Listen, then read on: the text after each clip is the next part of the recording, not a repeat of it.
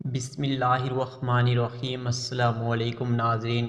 میرا ایک بزرگ دوست جوانی میں ارب پتی تھا، لیکن ان کی زندگی کا آخری حصہ حسرت میں گزرا۔ مجھے انہوں نے ایک دن اپنی کہانی سنائی۔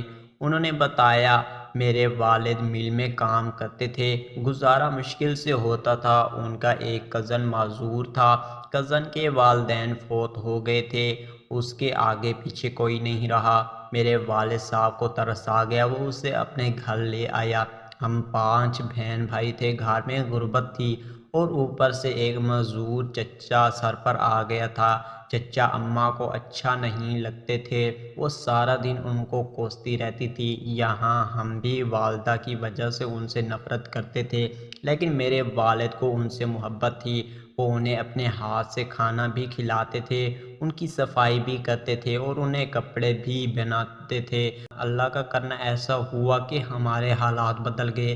ہمارے والد نے ایک چھوٹی سی بھٹی لگائی، بھٹی کارخانے میں بنی، اور وہ کارخانہ کارخانوں میں تبدیل ہو گیا۔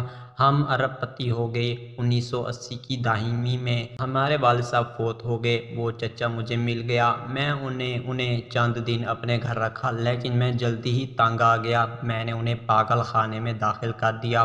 وہ پاگل خانے میں رہ کر انتقال کر گئے۔ بس ان کا انتقال کی دیر تھی، ہمارا پورا خاندان عرش سے فرش پر آ گیا۔ ہماری فیکٹری، ہمارے گھر اور ہماری کارخانے، ہر چیز نیلام ہو گئی۔ ہم روٹی کے نیوالوں کو ترسنے لگے۔